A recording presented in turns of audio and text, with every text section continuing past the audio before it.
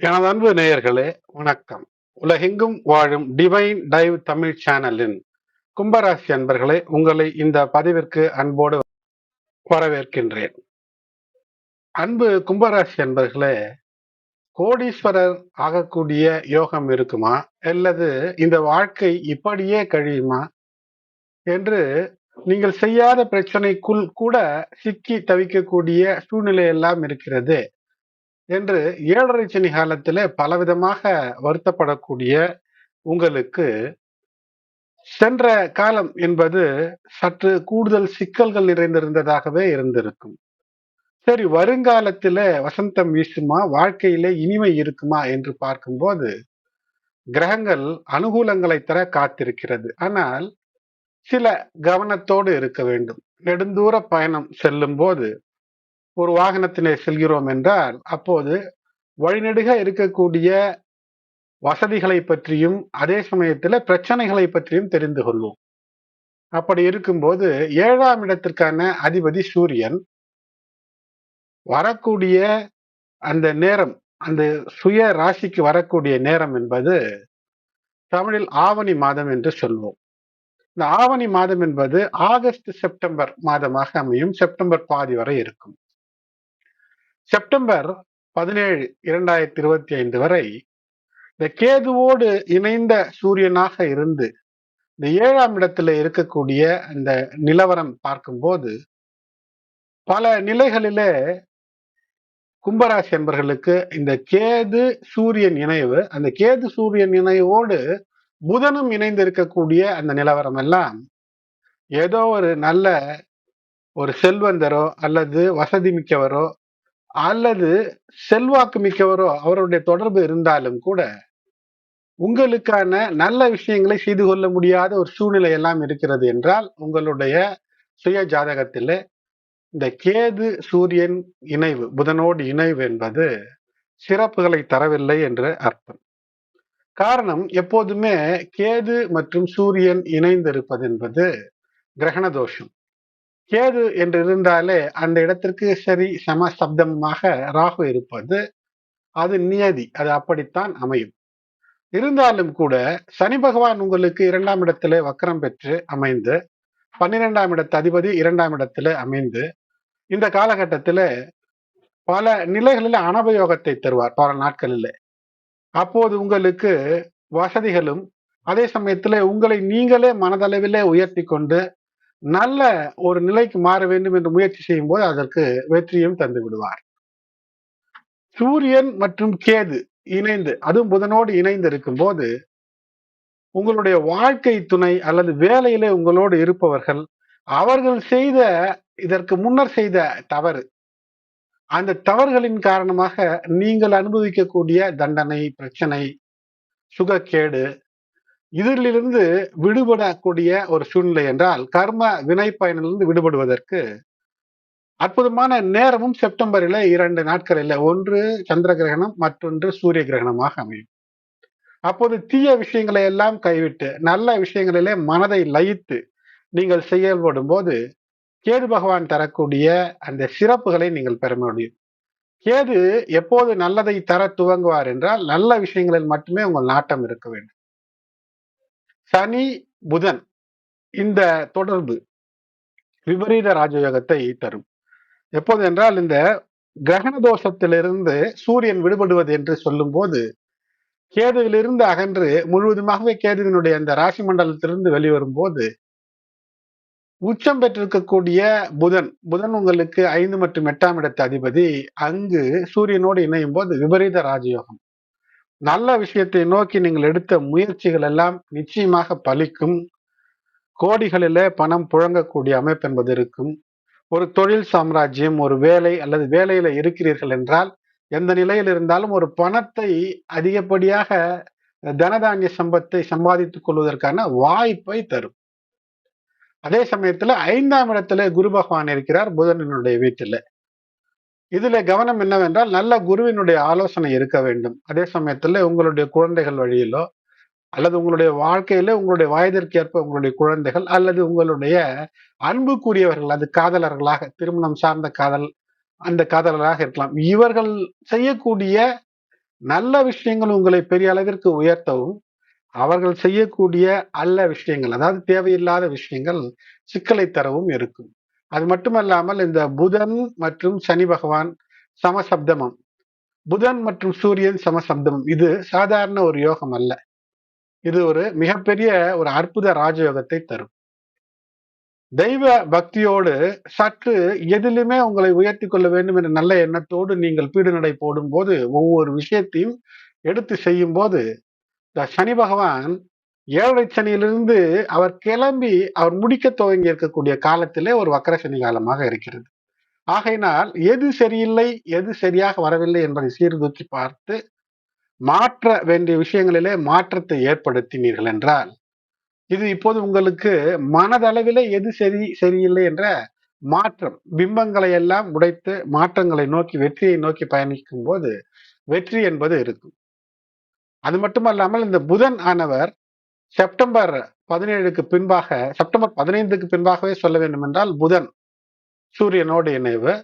அது மட்டுமல்லாமல் சுக்கிரன் கேதுவோடு இணைந்திருக்கக்கூடிய இந்த 7ஆம் இடத்திலே, ஆகினால் ஏதேனும் தேவையில்லாத விஷயத்திலே நீங்கள் ஈடுபட்டிருந்தால், தேவையில்லாத சுகம், அற்ப சுகங்களிலே ஏதேனும் ஈடுபட்டிருந்தால் அவற்றிலிருந்து உடனடியாக வெளிவர பார்க்க வேண்டும். குறிப்பாக உங்களுடைய வாழ்க்கை துணை, வேலையிலே உங்களோடு இருப்பவர்கள், அவர்கள் ஏதோ ஆசைப்பட்டு செய்த விஷயம், அந்த ஆசைப்பட்டு என்றால் என்ன, எப்படியோ ஒன்று பார்த்துக் கொள்ளலாம் என்று செய்த விஷயங்களிலே நீங்கள் சிக்கிக் கொள்ளக்கூடாது. இந்த கும்பராசி மண்டலம் என்பது அவிட்ட நட்சத்திரத்தினுடைய 3, 4 பாதங்கள், சதய நட்சத்திரத்தினுடைய 1 முதல் 4 பாதங்கள், பூரட்டாதி உடைய 1, 2, 3 பாதங்கள் ஆக இந்த 9 நட்சத்திர பாதங்களை கொண்டதாக இருக்கும்.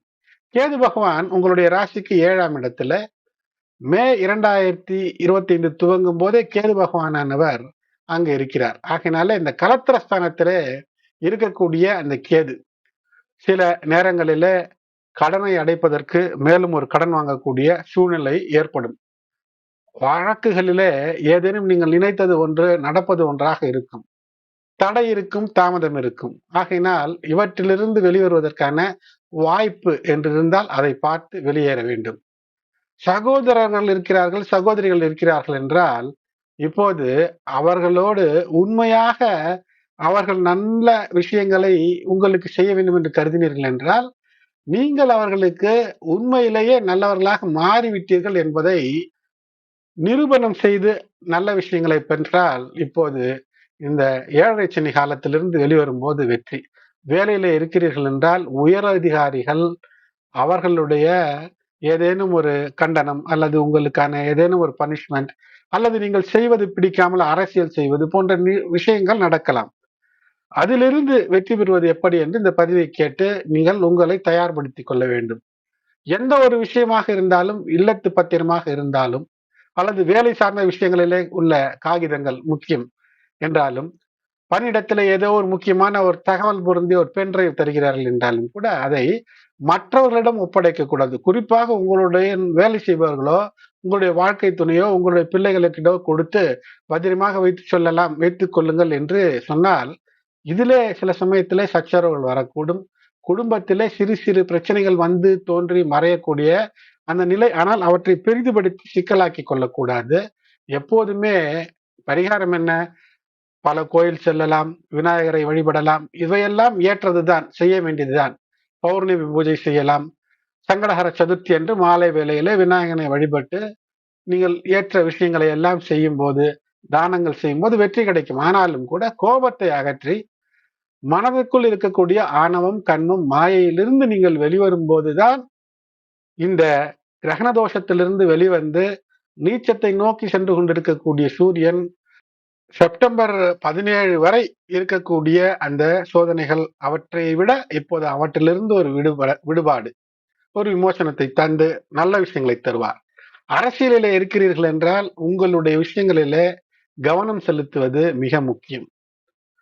மற்ற உங்களுடைய மேல் உள்ள தலைவர்கள் பற்றியோ அல்லது உடன் மிக நம்பிக்கையாக இருக்கக்கூடிய ஒரு தொண்டர்களை பற்றியோ ஏதேனும் புறம் பேசுவதோ அல்லது ஒருவரை பற்றி மற்றவர்களும் பேசுவதோ நிச்சயமாக கூடாது.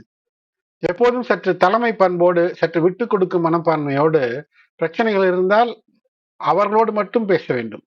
அது அரசியல் ஆனாலும் சரி, அரசு உத்தியோகமானாலும் சரி, கலைத்துறையானாலும் சரி. பெண்களாக இருக்கிறீர்கள் என்றால், இல்லத்தரசியராக இருக்கிறீர்கள் என்றால், உங்களுடைய அந்த ஆக்ரோஷம், திடீரென்று ஏற்படக்கூடிய கோபம், அதிலிருந்து வெளிவரும்போது வெற்றிக்கான வழியெல்லாம் இருக்கும். அவிட்டம் 3, 4 பாதங்களிலே பிறந்திருக்கிறீர்கள் என்றால், நிச்சயமாக ஒரு தொழில், ஒரு வியாபாரம் இவற்றிலே இருக்கிறீர்கள் என்றால், சில தடை தாமதம் இருந்தாலும் கூட தொடர்ந்து ஒரு விஷயத்தை முயற்சிக்கும் போது வெற்றி என்பது இருக்கும். எனினும் கவலைப்பட தேவையில்லை. எதில் கஷ்டம் படுகிறீர்களோ, எது மன கஷ்டத்தை ஏற்படுத்தியதோ அவற்றிலிருந்து விலகுங்கள். வெற்றி என்பது நிச்சயமாக இருக்கும். சனி பகவான் வக்ரசனியாக இருந்தவர் நேர்கதிக்கு மாறும்போது இனி 7 சனியினுடைய பிரச்சனைகளை எல்லாம் தராமல் ஒரு விமோசனத்தை தருவார். உடல் நலத்திலே நன்மையை ஏற்படுத்துவார். சதயம் என்பது ராகுவினுடைய நட்சத்திரம். ராகு ராசியிலேயே இப்போது இருக்கிறார். 7 சனி காலம், ராசியில் ராகு, 2ஆம் இடத்திலே சனி பகவான் வக்ரம் பெற்ற காலம். ஆகையினால் இந்த நிலையிலே சதய நட்சத்திரத்திலே பிறந்திருக்கக்கூடியவர்கள் எதிலுமே ஒரு தெளிவான ஒரு முடிவை எடுக்க வேண்டும். பொறுமையாக இருக்க வேண்டும்.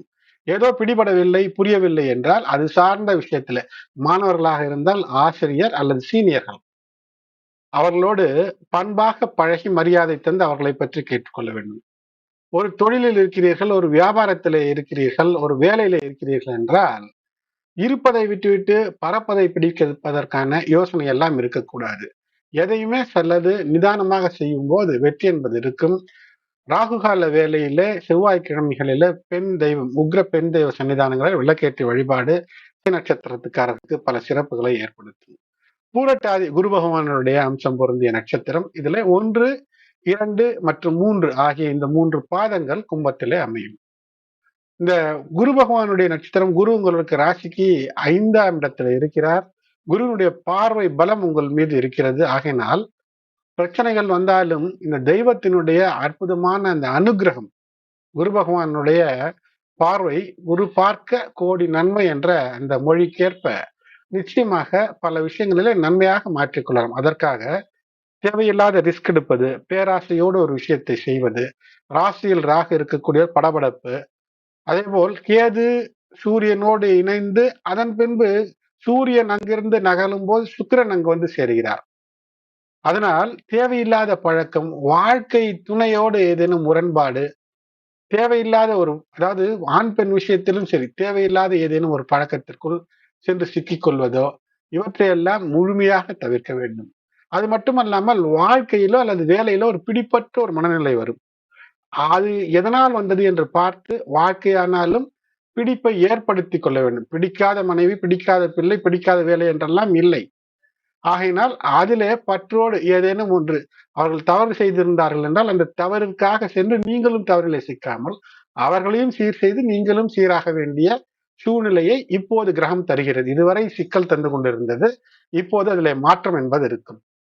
அதே போல் முறை தவறிய உறவுகள், அதாவது ஒரு அரசு வேலையில இருக்கிறீர்கள் பழகக்கூடாதவர்களோடு பழக்கம், எந்த ஒரு அதிகாரியோடு பழகக்கூடாது. நீங்கள் ஒரு துறையில இருக்கலாம், வேறு ஒரு துறை உள்ளவரிடம் அவரிடம் ஏதேனும் ஒரு அவருக்கு உதவி செய்கிறேன் என்று நீங்கள் அவருக்கு உதவி செய்ய, அவர் உங்களுக்கு உதவி செய்ய சட்டத்திற்கு புறம்பாக சென்று அது ஒரு தேவையில்லாத ஒரு பின்னணியை உருவாக்கிவிடக்கூடிய அமைப்பு. டைவர்ஸ் பேக்ரவுண்ட்ஸ்ல செல்லக்கூடாது.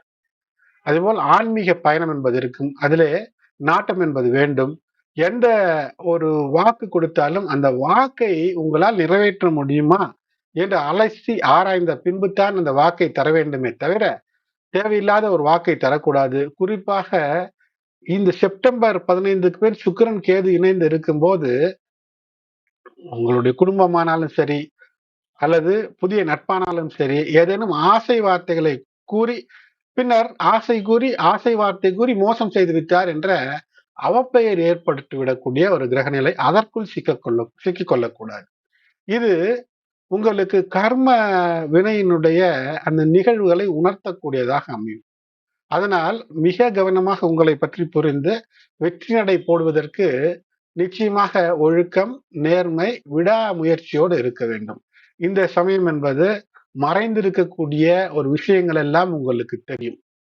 ஆகையினால் புத ஆதித்ய யோகத்திலே சூரியன் செல்லும் போது சனியினுடைய பார்வை பெறுகிறார். ஆகையினால உங்களுடைய அறிவு, உங்களுக்கு மற்றவர்கள் தரக்கூடிய உதவிகள், நுட்பம், ஒரு ரகசிய விஷயங்கள், இவற்றை நல்ல விஷயத்தை தவிர வேறு எதற்கும் பயன்படுத்தினீர்கள் என்றால், சட்டத்திற்கு புறம்பாகவோ மரபிற்கு புறம்பாகவோ பயன்படுத்தினீர்கள் என்றால், சனி பகவானுடைய பார்வை சோதனைகளை தரக்கூடிய அமைப்பு. ஆகையினால் வெற்றி பெற தொடர்ந்து உழையுங்கள். இப்போது புதிய தொழில் சாம்ராஜ்யம் அமைக்க கோடிகளில தனம் புரள நிதானத்தோடு திட்டமிட்டு நல்ல ஆலோசனைகள்ல பணம் வரக்கூடிய வழிகளிலே நீங்கள் முயற்சி செய்யும் போது நிச்சயம் கோடிகள் புழங்கும் புதிய தொழில் சாம்ராஜ்யம் அமைக்கக்கூடிய வாய்ப்பு என்பது இருக்கும்.